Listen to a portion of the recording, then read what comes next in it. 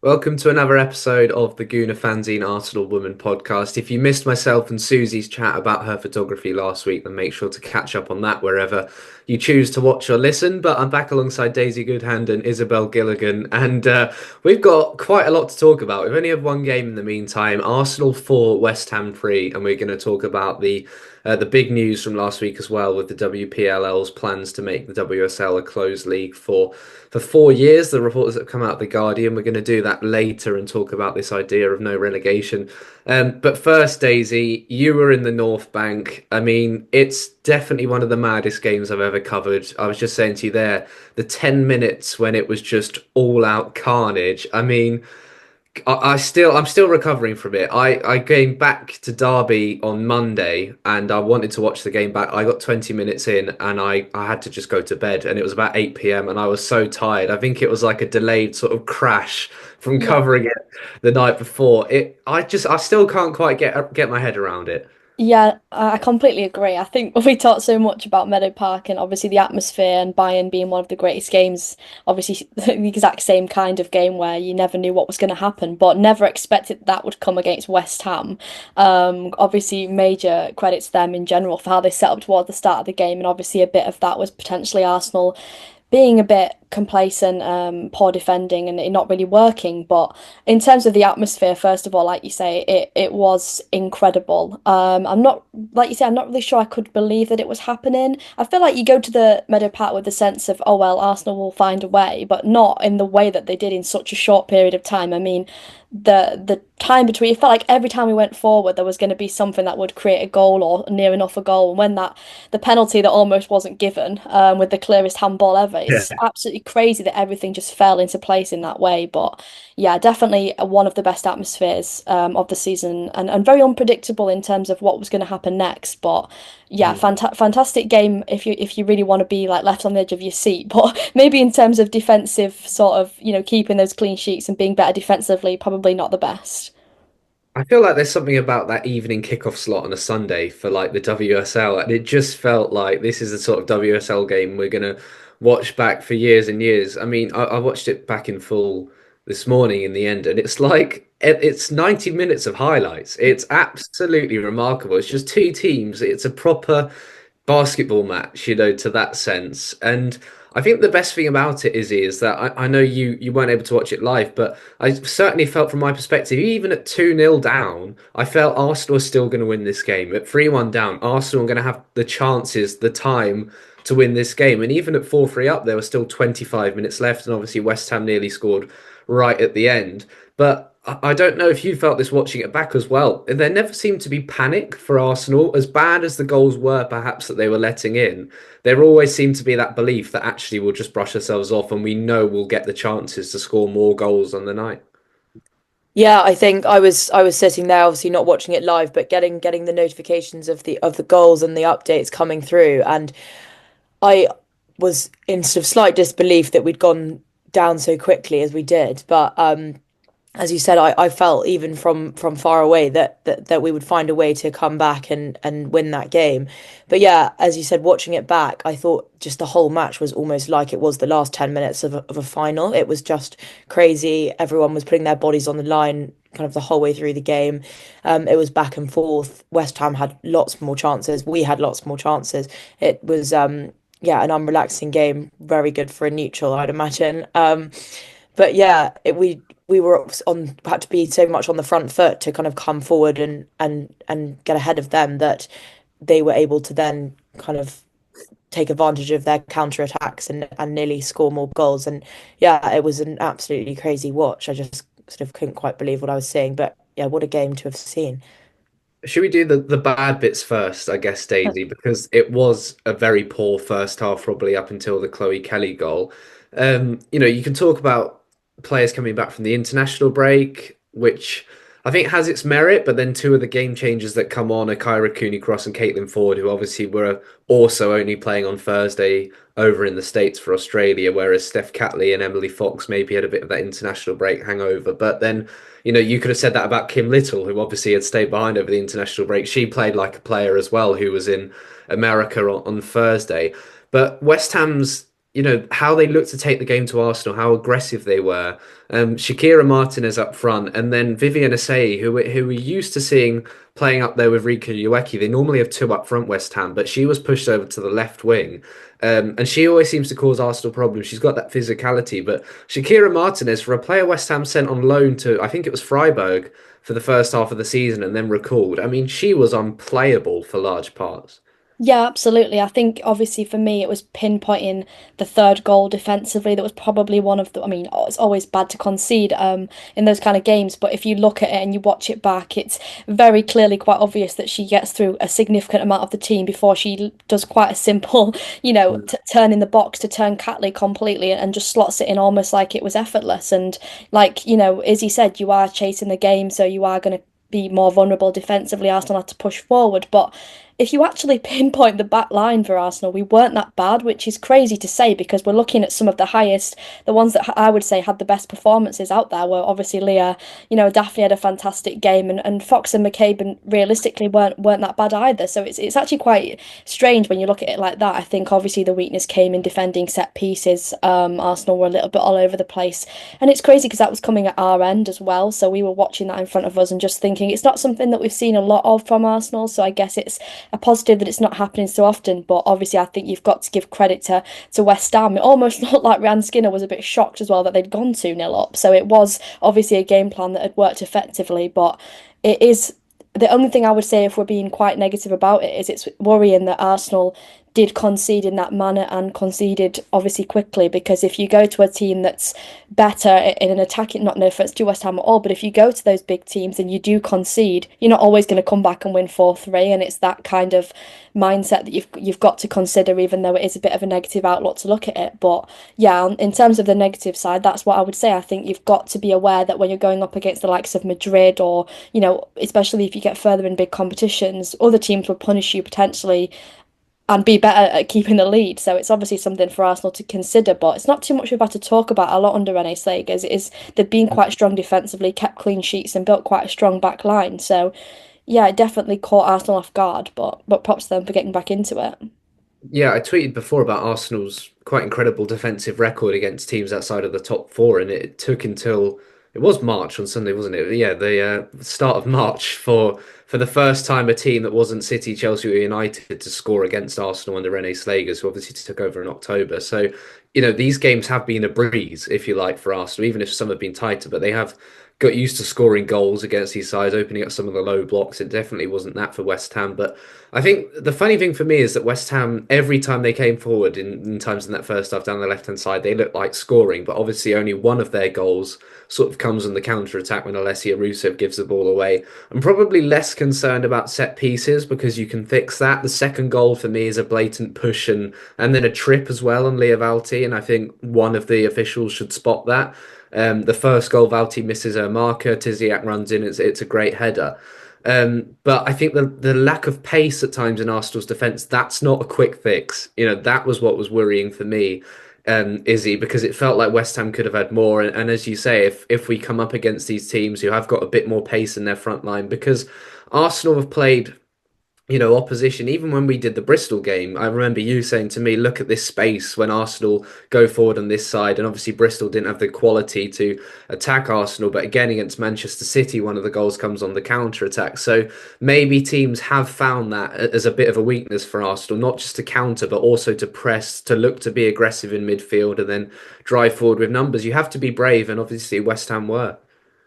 Yeah, I think it was interesting. I remember saying that to you, and I think that we do, especially when we're on the kind of we're putting in a high press to get those goals back. We do send a lot of those defenders forward, and people like Katie McCabe and Leah Williamson both scoring goals, and Leah had a lot of shots for a centre back, and I think that you're then leaving those spaces vulnerable at the back, and I think that's where West Ham on the day had a lot of confidence in exploiting those areas that we'd left unmarked. We had to just be quicker at getting back and into position and into that formation to be able to stop it. But yeah, it was a shame to concede off a corner. But I think when you've got all these defenders who want to be so involved at the front as well as the back, you maybe need to sort of in a game like that think possibly people need to be a little bit more structured and and a little bit more careful because you really don't want to be conceding these goals in open play like we did. But yeah, it's good to see that these goals can come from these defenders. Like we've said this before, it's amazing that we've got such versatility on the pitch and people who are able to make things happen from any position, and it does keep teams on their feet when they're defending us. And I think it was West Ham's first goal they'd conceded from a corner was Leah's header into the back of the net. Which is great because they've obviously had a good defensive record there.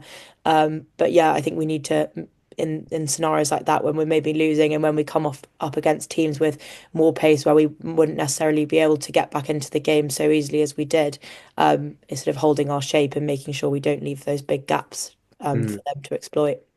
I watched a fair bit of Australia in the international break, and as much as Steph Catley's done really well, obviously under Renee Slagers, I thought she struggled a bit for them as well in a struggling Matilda's team on the whole. But I think one on one, it was difficult for her on Sunday. Obviously, Lotte Wubben-Moy not available. We're not quite sure for how long, but you'd expect at least a few weeks. So interesting to see that. But on my match notes, I mean, Russo had a shot 13 seconds in. There was then that last ditch tackle by Little on a Sayi where Van Domselaar made a save.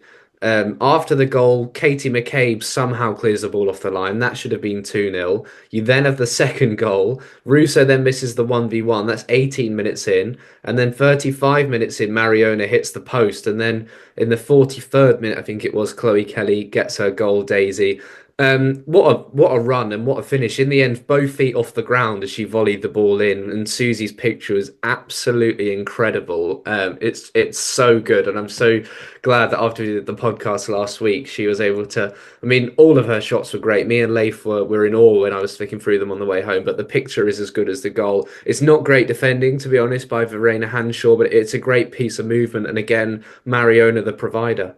Yeah, 100%. I think obviously when that goal went in, the celebrations probably just Chloe Kelly and the passion that she has more than the fact that she realizes actually we know we need to get back into this game, and she's sort of celebrating on her own, which makes me laugh. But she obviously runs straight back, and we sort of celebrated in the crowd like we were going 1-0 up. And that's just because we've obviously waited for her to have that moment. And you can tell how much it meant to her. I mean, not even just the passion, she brings something different to what Arsenal have. It's we've obviously talked about this so much. It's such a positive thing that she's joined us. And I think everyone's classic "don't fall in love with a lone player" has gone out the window already. So we're going to have to just accept that hopefully Chloe Kelly stays forever. But it's great because obviously we like her so much as a person that it's working so well on the pitch, because you have to just be honest, that's the most important factor. But I think the ball from Mariona is excellent. I think that goes under the radar a little bit. Obviously the finish is fantastic as well, but that is what you kind of come to expect from Mariona as well.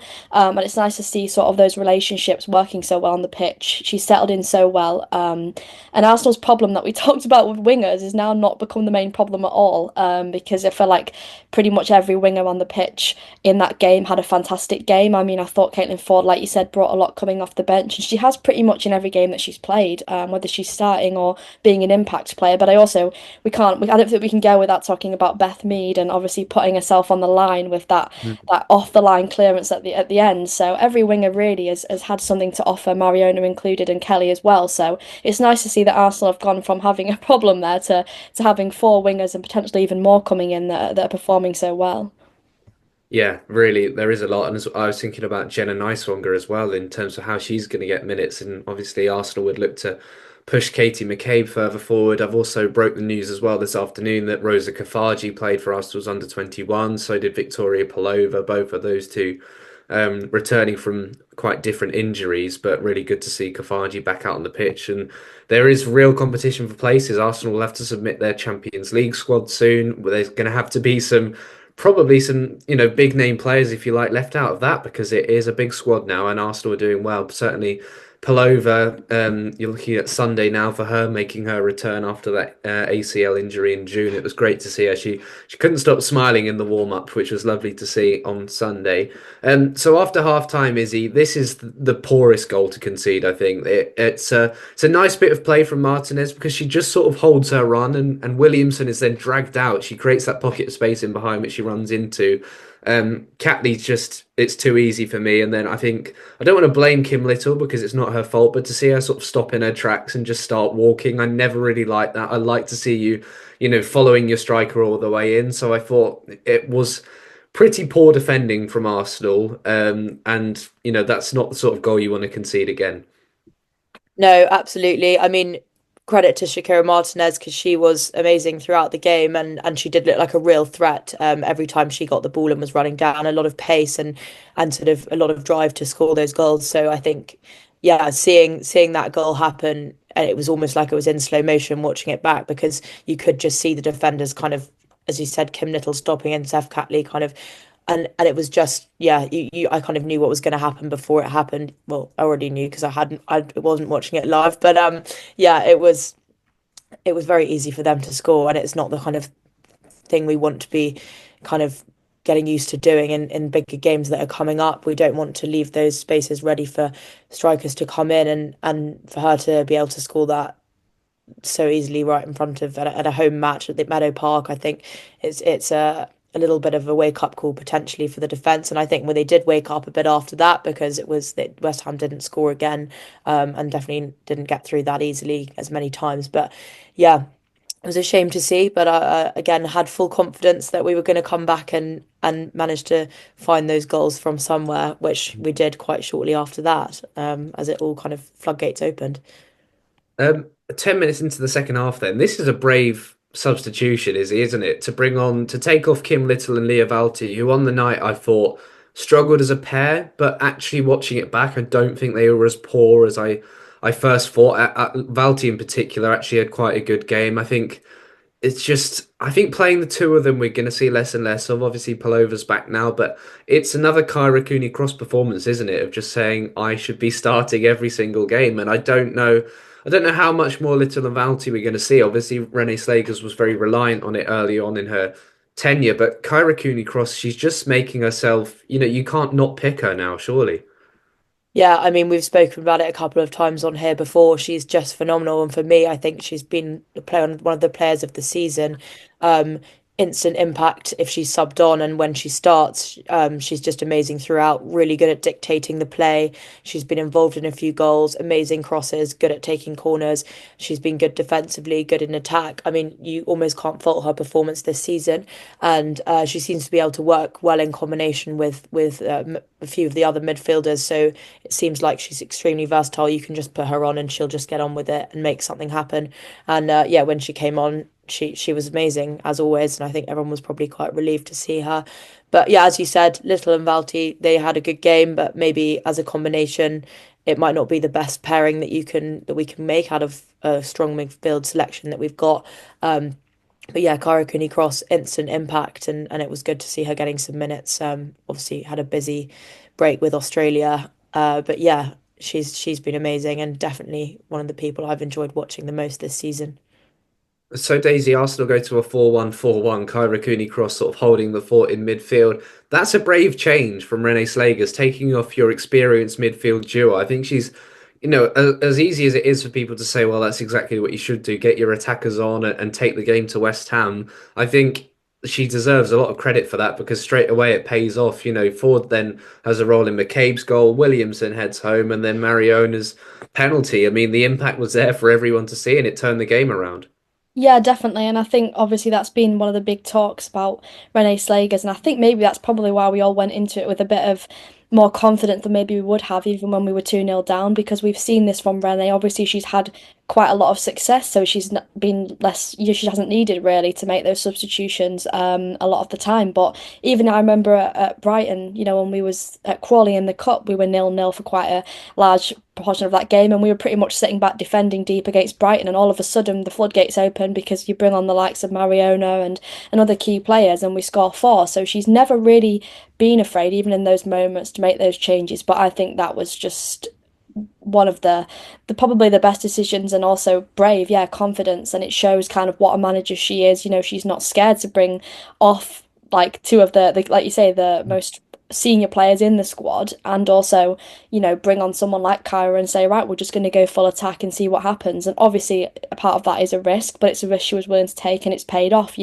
Maybe we'd be talking a little bit differently if it hadn't. But also, I don't think we would, because we'd say, well, what that's kind of what you should do in that situation. I know we've criticised that so much under Jonas. There were moments where you probably would have waited till the 80th minute, maybe brought on one or two players at a time. But I think it shows a lot from Renee, and it's starting. I feel like it's starting to become now not just a one-off or two-game basis that these big decisions are happening, and she's managing it well. This is every single game, and we're seeing that it's not just a trend. This is exactly what you're getting from Renee Slegers, and she's proving that every single week. And she's coming up against different challenges as well, which probably helps her a lot in terms of being able to manage players and obviously understand how different players work. But unfortunately, nobody really wants to go down 2-0 or to West Ham or concede three. But it's proven a challenge for Renee that she's taken in a stride, really. Yeah, I think going 2-0 down and 3-1 down doesn't really matter who you're playing against. That's still, as a manager, it's the first time, as you say, we've really seen her have to work to overturn a lead. And obviously, that's where Arsenal's strength in depth is a massive bonus. But then, your big players step up. Katie McCabe, it's a remarkable goal, Daisy. I mean, you must have had a good view in the North Bank, but she's literally shimmied between two players. I wrote in my piece, it was like someone pitch invading and you get two stewards in the way and you just sort of slalom between them. And you could question the goalkeeper, but I think actually if she does get a hand to it, she maybe only tips it into her own net because she was sort of so far back over her goal line. I'm not actually sure King Nasemic keeps it out. Then Chloe Kelly's corner, Leah Williamson, a really good header, another funny celebration as they all fall over. Then there were two goal line clearances, a massive save from Semic, then the handball, which, as you say, the referee took about 10 seconds to blow for. There must have been some communication in his ear. And then Meadow Park went absolutely silent. I mean, it all happened in about 6 minutes. Can you give us a rough idea of what it was like in the North Bank? Because I know in the press box, it was absolute mayhem. Yeah, it was crazy. And like I said, towards the start, almost unbelievable, but at the same way believable. I know that sounds crazy to say, but I know Izzy talks about it too. You almost can't really believe that you're seeing this happening, but you also at the same time are very aware that Arsenal were probably going to get back into it. I think the Katie one is interesting. I'm not sure if she meant it, but I don't really care if she meant it because it went in. And really how I think of it is it was Arsenal willing to put everything, like you say, those big players stepping up, willing to try anything to get it in the back of the net. And if that means trying to beat the goalkeeper or trying to put a cross in and it ends up going in, it doesn't really matter. I thought Leah's deserves a lot more credit than it was given for how good of a goal it actually was. Obviously, we see them warming up before, see all the set pieces that they try and things like that, but all the crosses that they try. But she tried that one a couple of times, and she'd also had a lot of chances from set pieces this season that hadn't gone in. So it was nice to see that one go in. And I do think, honestly, the West Ham goalkeeper had a pretty good performance, so you can't really fault that too much. But I think it's just a case of Arsenal, like you say, pretty much putting everything on the line to try and create as many chances as possible. It's a big thing we've seen under Slagers, and obviously that pays off when you've got West Ham willing to literally put their hands in front of their face in the box to try and stop things from going in or stop goals from happening. But it is just testament to Arsenal being able to be relentless, to keep creating chances, and they've obviously worked on that a lot, and it's great to see. But yeah, I'm not sure I've really recovered from that or processed it from being in the North Bank. You know what it's like on a normal game, let alone when it's all happening within the space of about 6 minutes. So yeah, it was absolutely fantastic, and the celebrations after and even before Leah put the goal in, the celebrations were pretty crazy. So it's great to see, but I do think they do put me through it in these games at the minute. So it's a lot to take. Yeah, and then after that, Izzy, I guess you think, well, there's 25 minutes left. Firstly, how much more can I take of this as a fan? Because West Ham kept coming, Arsenal kept coming, but then it sort of died down maybe until the closing stages. Daphne Van Domselaar with a couple of massive saves again.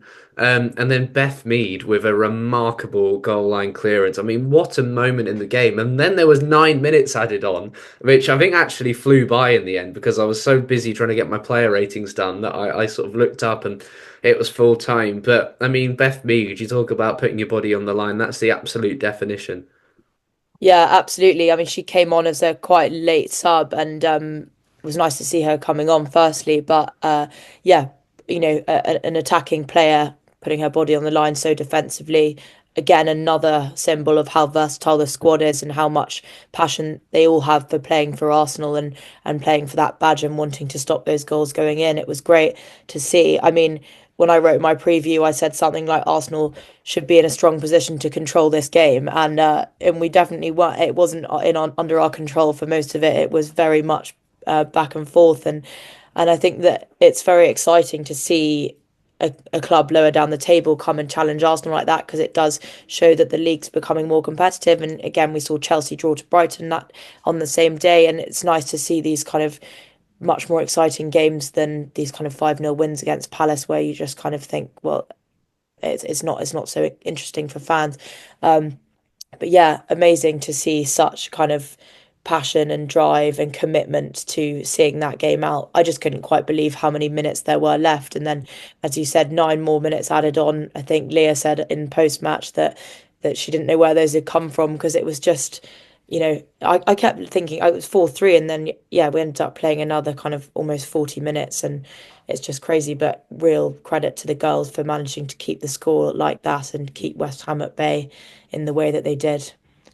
Yeah, I completely agree. On a weekend where we've had this relegation story, to see, not saying a team like Brighton would be down there, but for a team that has invested and is looking to invest more in its women's team, for West Ham, who I think have done the bare minimum quite a lot, to be fair, and I don't cover West Ham, but they haven't played at the London Stadium since 2019. They take their team photos and unveil signings at the London Stadium, but they don't play football there. We know they've struggled and they've sort of been just above the relegation zone, but they came and took the game to Arsenal. We need to be incentivizing these teams, and my opinion is that getting relegation is not going to be helping that, and we'll come on to that. I just wanted to finish off Daisy. That's the first start for Chloe Kelly since 2017. It was her last goal. So coming back at Meadow Park, I asked her about the atmosphere, and she said, "Yeah, it's changed a little bit," which I think is certainly an understatement. But what did you make of her? Because she was so energetic, wasn't she? And I think it'll take a bit of time for her and Fox to get that partnership, and maybe people can talk about how defensively there's probably a bit more she needs to do. But she was popping up all over the pitch. She was just a bag of energy the whole game. Yeah, 100%. I mean, I think obviously we talked a little bit already about the performance that she put in, but I think the two things for me, one is the goal scoring, being in the right place at the right time. As a winger, that's obviously huge. We see that a lot with Beth Mead, especially more last season, being in the box at the right time. I think that was because Arsenal were struggling to score goals at that time, but having someone like that who is there, she is clinical, she does put herself in the right positions to score. It definitely helped Arsenal in this game, and it's probably going to help Arsenal a lot if they are in tough situations where maybe the game is tight and they need to score an equaliser or a winner, or try and, change the game in some way. So she brings a lot more than just kind of the pace and unpredictability that she has out on the wing. And also the second one, the set piece delivery. I mean, and everyone's talking about Leah Williamson's header, no one's talking about the ball into the box from Chloe Kelly, obviously the celebration as well. But yeah, she's come straight into the side, and already she's on those set pieces quite a lot. She was having a nice little chat with Katie McCabe down by us at, when I think there was an injury at the other end to a West Ham player. But it's fantastic to see how she's settled in so many different ways. It's not just, like I said, the connection that she clearly has with the club, with the fans, but it's also what she brings as a player goes way beyond just, being very good at dribbling on the wing. It's the goal scoring, the set piece deliveries, the, like you say, the relationships that she's building with players. She put a few balls in for Russo as well, like if that's in behind, or if it's, I think it was Cena that was running in behind for one that was given as offside as well. So there's so much to her as a player, and I'm just excited to see obviously how she develops. And I'm more than certain Arsenal will be looking at that long term now and seeing where they go once this loan spell is done. But there's still a lot to play in the season, so we'll see how that goes. I remember mentioning when we signed her on our first podcast, saying actually she is a winger. She is going to add that pace. She'll look to go on the outside of defenders, but actually when she gets in the box, she is a really good natural instinctive finisher, and I'm pleased she's proven that point so early on, because that was a lovely goal. So yeah, a game for the ages. So much fun. Obviously Liverpool to come on Sunday in the FA Cup for a place in the semi-finals, and then the following week we're in Liverpool for Everton away. I'll be up there, and then I'm doing the League Cup final the next morning, so that'll be a busy couple of days before we fly out to Madrid. So the busy month continues, but we've got to talk now about the story that broke on, I think it was late Thursday night. Because I definitely struggled to sleep after this came out, because my head was all over the place. But Quite simply, I think if you ask in a lot of context, do you want relegation to be scrapped? You know what the answer is in Britain and in English football because of the, this traditional side of the game that we all love so dearly. And I think first things first, it's a drastic measure, right? And we say drastic times need or desperate times need desperate measures. Is it a desperate time? Because it doesn't look like that to me, Daisy. I feel like for the WPLL, who are still, what, two-thirds of the way through their first season, going, we're going to rip up the rule book and, really delve into changing a massive feature of English football. Something quite obviously is going wrong in that case, is it?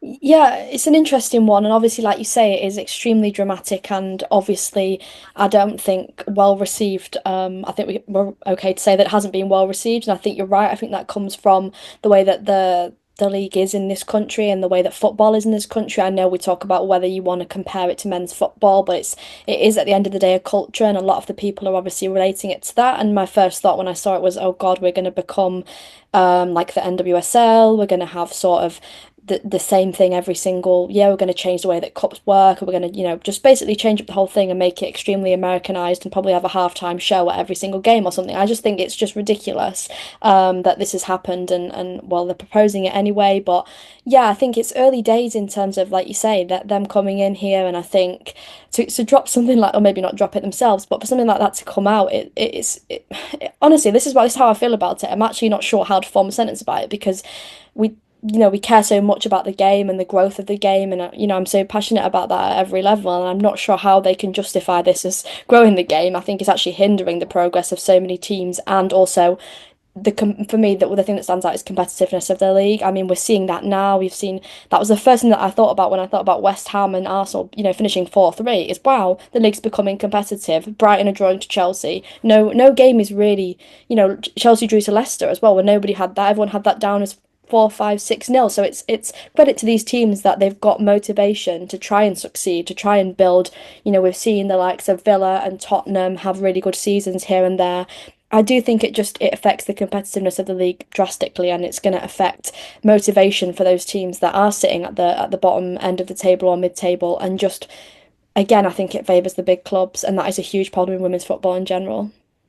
Yeah, but does it favour the big clubs? Because it's interesting for me. We're in a position as Arsenal fans. We know we're in one of the biggest women's football fan bases. But for Arsenal to come out and say no, we need to keep relegation.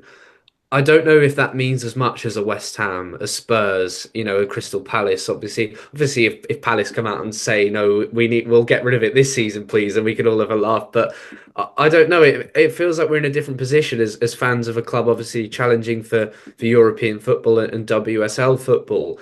And these fan bases have grown massively over the last few years, and you're really at risk now as the WPLL of really angering and frustrating these fan bases. And what gives me hope at the moment is that we see these fans come out and make their opinions heard. But at the lower clubs that are going to be more likely, you'd imagine, to vote to get rid of relegation, are the voices of fans there as loud as they are at the top clubs, Izzy? That's what concerns me, because it's all well and good Arsenal and Chelsea coming out and unifying and protesting, but further down the table, are the fans able to mobilize against their owners and the people making the decisions? I'm not so sure. Yeah, I'm not so sure either. And I think it's important that the right people are in the rooms and have listened to the fans and the players and kind of all the people surrounding the club, the staff and everyone before they go in and vote for these changes. And I think it's something like they need a two-thirds majority in order to pass this to start in the 26-27 season. And I think it is really important to consider the opinions of fans and those clubs lower down that maybe haven't been able to grow their women's football fan base as big as Arsenal, Chelsea, City, United have, that they should listen to those who have been loyal and have been at all those games and have been there since the start, and make sure that their opinions are also heard so that they don't just kind of take away that excitement. Because I think if you're I'm not sure, because being an Arsenal fan is a different thing. We're not too worried about relegation, but I'd imagine if you're supporting a team that is in a relegation battle, that is part of the excitement of being there as a fan, would be to kind of support them to make sure you do stay up in the WSL and continue to play these competitive matches. And I think if you take that away, then it takes away a little bit of the fun of supporting, because the club might not put so much money into it. The match day experience might be slightly different because it's not so competitive. You may lose players who don't want to sort of play in a closed league. They don't want to stay at a team that aren't going to invest, and then people aren't, people favorite players are leaving and things. So I think it's really important to consider the opinions of those people who ultimately just support the club, and that really matters. Yeah, transparency is very much required, and the fact it's being leaked and seems to be going along at some pace now with this talk of a vote at the end of the season with still no official word from the league, and the WPLL doesn't send out the right signs for me. I think it was, Nikki Doucette came out at the start of the season and talked about comparing it to Taylor Swift concerts, and we all thought, that's funny. The Americans are here a little bit, and then now it's a bit like, hang on a minute, you're pushing your luck here. But with relegation, it's the carrot and the stick argument, isn't it? For some teams, they believe they can go on and push towards European football. For some teams, it's being pushed by the threat of relegation. If you take that away, it's just really hard to see teams putting in this money, putting in this investment. And I listened to Counter Press the other day, and they said, give Jim Ratcliffe a reason not to invest into Man United women, and he'll bite your hand off. And it's absolutely right. It's absolutely right. And you look at Daniel Levy, who's reportedly one of the names pushing for it, and you look at how Tottenham's men and women are now stagnating over the last few years. You have to have this incentive. My beloved non-league club, we were relegated last year. We deserve to be relegated. Now, one of the teams dropped out of our league. We were reprieved. We have pushed back into this league. Guess what happened? We're now in the relegation zone again and are probably going to go down. Relegation is there because it works, because there's a reason. And you can talk about the teams that have come up and have gone straight back down. That's an issue that needs addressing, and financially is one that's going to need to be looked at. Obviously, with London City now pushing for a promotion, it's harder to imagine them going straight back down. But I think what everyone wants is a bigger WSL, is more promotion, even if it's a promotion relegation playoff. But there are just so many reasons for me why this is a bad idea. And I think just finally for broadcasters, I don't see the appeal of I'd love to see the relegation battle in the WSL, broadcasters really going, we're going to treat it like the men's game, where they really make it a spectacle. They put these games on at certain times. I remember a couple of seasons ago, it was Tottenham Leicester. It was the bottom two sides. It was really narrow, and none of the TV companies picked it to show it. It was on the FA player. Actually, you can invest in the relegation battle. You can get people tuning in or listening in for the relegation battle. If it's 11th v 12th, it's really hard to advertise that game because there's nothing riding on it. Daisy, I don't know if there's anything you've got on top of that, but there's just nothing going for me, and I fully see that we need to expand the WSL. Is it a drastic problem? Not at all. And are there ways that we can do it without tampering with the fabric of English football? Yes, there are. The Norwegian league today have done exactly that. So I don't know. I could be here all day. Yeah, I completely agree with you, and I think everything you're saying is so valid and obviously be echoed by pretty much everyone who I've spoken to or who has discussed it online. I think the main thing is like there's other ways to go about it, like you're saying. There are other ways to expand the WSL without ruining the competitiveness of the league, the playing into the hands of the people who aren't going to invest. I think, you talk about broadcasters. Let's think about the idea of playoffs and how good like, for example, if you brought that in, how much you could sell that. I mean, I don't follow the championship in the men's game a lot, but my God, do I turn into the playoffs. I think they're the most exciting games ever, and the Yeah. fans and how much it means. If you could really play into that between the likes of those bottom clubs in the WSL and those top clubs in the Championship, you'd get fantastic games, and you could really advertise them to get for people to go to. I can imagine even people who like. For me, for example, I just love women's football. I would follow Arsenal, but if there was a game that I wanted to go to that was between, top of the Championship and bottom of the WSL, and it was a playoff, I'd be like, wow, that's really exciting. You could sell tickets to that. You could have it have to happen after the season, and you could obviously broadcast that as well. So it's taken us probably 5 minutes to come up with a pretty good idea of what you could do there. So it clearly just feels like they're playing into the hands of those who don't want to invest in women's football. And yeah, it's again, it's that idea of it becoming a bit too Americanized for me. But Mhm. I think we've all got very strong opinions because we care so much about the growth of the game and the game as a whole, no matter what club you support, whether that's at the top or the bottom or in different leagues. So the opinions have been echoed, haven't they, across the entire women's football community. Mm. Yeah, and I know it's only 4 years, but 4 years is a long time. A lot can change in that. If a team does nothing for 4 years, the likelihood is they're going to get relegated when we bring it back, and then you're basically delaying the inevitable for 4 years. We talk about the competitiveness of the league, the WPLL reportedly saying, well, look, Chelsea have won the league however many times in a row. If Chelsea are going to bottom side Leicester on the last day of the season and Leicester can't get relegated, or if they're going to Leicester and Leicester need a draw or a win to stay up, and that could affect the title race. One of those scenarios is going to be a lot better in terms of the competitiveness of the league and potentially stopping Chelsea winning the title than the other one. It just, I don't know why it seems to have been so far down the line when there are all of these different ideas that you could look at, all of the different ways to expand the league, and they have gone for this sort of franchise system. I watch a lot of franchise cricket, and you'll have 8 teams in a league, but when these leagues are created, they do an auction and they make sure all the teams are as fairly matched as possible. They keep doing that every few years. They make sure, all the teams are investing. And there's playoffs as well. There's huge playoffs. Even you can have an 8 team league and 6 teams go into playoffs at different stages. And obviously the NWSL is similar.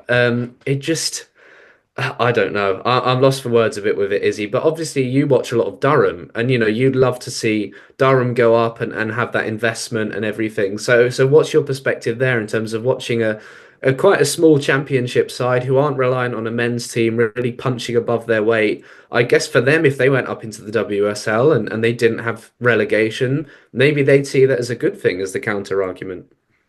Yeah, and that's why I can imagine this vote almost going through because you've got these championship clubs who would love to play on these big stages, and Durham's just had it's just come out. They've just had a lot of investment from Mhm. a local couple who've managed to win the lottery and put lots of money into it, which is super exciting. But I can't see them being able to play in the WSL at the stadium they play at now, which is just at the university. But yeah, I mean, I've read doing some reading today about this, and there's apparently the WPLL are talking with big Premier League clubs whose teams don't play in the Championship or the WSL, likes of Brentford, Bournemouth, Forest, and Fulham, and everyone. And you think, I don't know why they're having those conversations with those teams when they haven't invested at all so far. So why are they suddenly going to now if it's going to be a closed league? And you should be looking at teams like Durham, like London City, who are just investing in women's football. If that's what you're interested in, creating two professional women's football leagues, then you need to talk to these teams and see how you can best support them. And because otherwise, if teams like Forest or Fulham decided to suddenly invest all their money in their women's team, they're just going to overtake all these clubs who have kind of been working really hard just on their women's team from the start. So I think it's really interesting.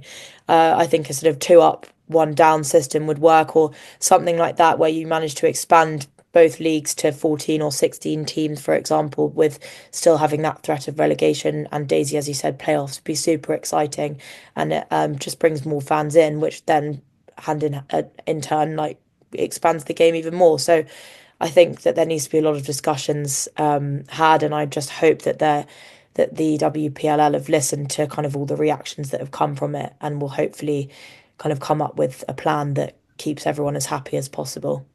And I think what I hope is we've seen these massive strides forward in terms of fan bases and attendances at women's football, and this now needs to count against the WPLL. You can look at almost at Arsenal when we went great. Look at how many different fans are there and the incredible record attendances. But when Arsenal started underperforming, this meant that actually there was more pressure on Jonas Eidevall, and that was really interesting to me to see how that changed when you do have that jeopardy of more people involved in this product, then they're going to be more concerned about it. And how do you see that progressing, Daisy? Because at the moment, when you think about all the different clubs, as Izzy said, there'll be probably quite a lot of support for this in the championship too, particularly for those in the top half of the table in what's a very tight league at the moment. It does feel like fans and potentially players, managers, coming out and speaking strongly about it, but we look at the European Super League, I think is a massive example of what fan pressure can do. And I think that looks like the best way forward in terms of getting this stopped. Yeah, it's interesting you said that because I was just thinking about that. It reminds me of that situation so much, and I think it's as awful as it sounds, it's probably great that we're in a position in terms of the growth of the game that we have got the fan bases that are able to now, you can imagine what the hopefully the uproar will be.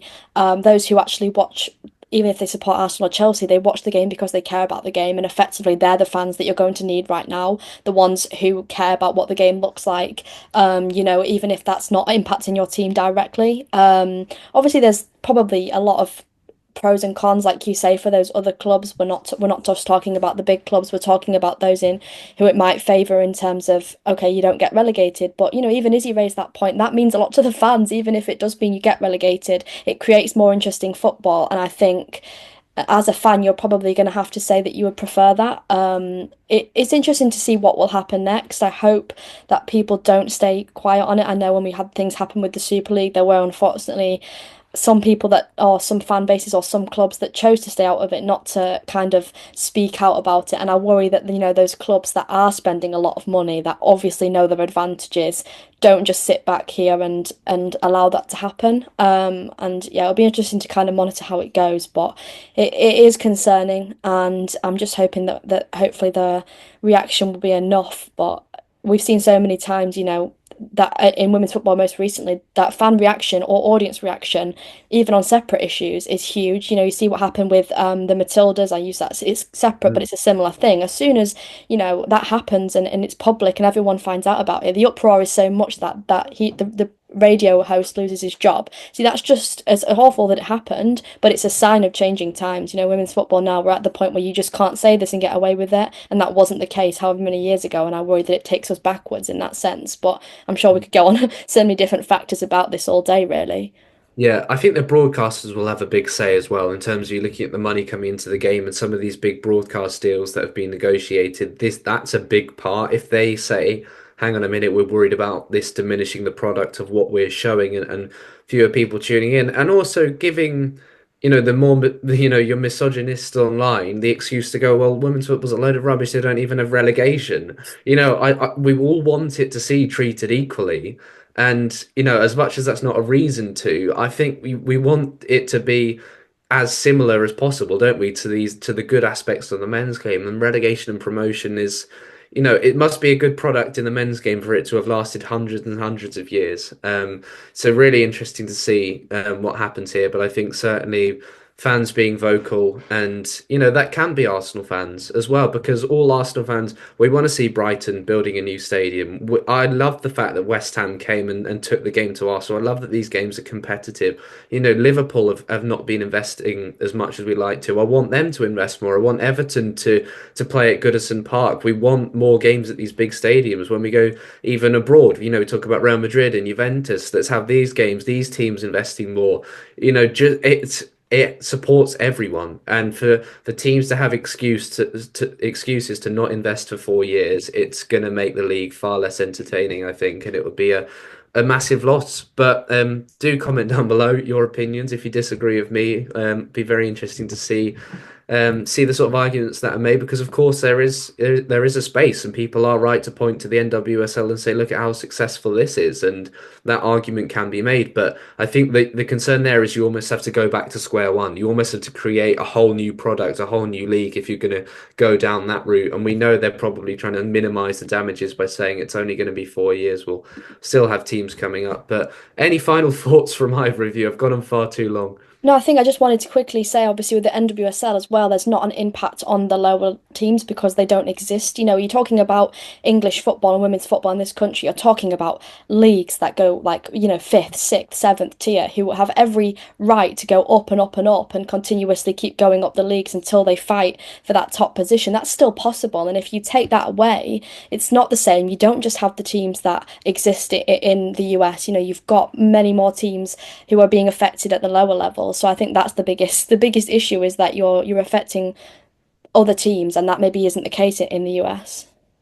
Yeah, I think I agree. The US is completely different. They've got a draft system. They've also got collegiate football, which Yeah. is to an extremely high level. I mean, I imagine that some of those US colleges would be a similar standard to some of the championship and clubs. And I think that you we've got to be careful of not becoming too commercialized in the American way that they do, and it's a different type of fan base over there. They like to see everyone be successful, and it's slightly less of a kind of rivalry that we have here. And I think it would be a real shame to lose that kind of cornerstone of English football that is promotion relegation battles, and yeah, it takes away something that's been around, as you said, for years and years. And yeah, I don't think it would be particularly popular, and I would not like to see it happen. I don't want to give a voice to those people who want women's football to be quiet and to not be as successful as it is. And I think this would just give them an excuse to kind of keep saying the negative things that we've been hearing in the last couple of weeks, even more of. But yeah, I don't think it's a positive, and hopefully we'll see some good people speak up against it, and it won't happen. Yeah, fascinating to see the future developments, and maybe fascinating is not the right word. I think we all are waiting a bit with bated breath, and I think the next step is we need to be hearing from the league. If these are talks are happening, very quietly and trying to be kept under wraps, then I think that's a sign of maybe where some of these motivations are coming from, and how the people involved actually feel about this. If they feel the fans are going to be behind it, then come out and be transparent and say why this is needed, see why it's happening, and be open to criticism and that reception from the fans. If you're trying to do this and sneak it through the back door, then I think it's almost admitting that that they know these proposals are not going to go down well. So we will see. Luckily for Arsenal, no fears about relegation anytime soon. We would hope. Liverpool to come then on Sunday, Everton away, and then this time in a couple of weeks, well, we'll be back from Madrid. Very sad because we're not in Madrid, but hopefully happy after the result. Anyway, both of you, thank you very much. Great discussion there, both in the game and on the no relegation debate. Good to see you both. Yeah, thank you. Yeah.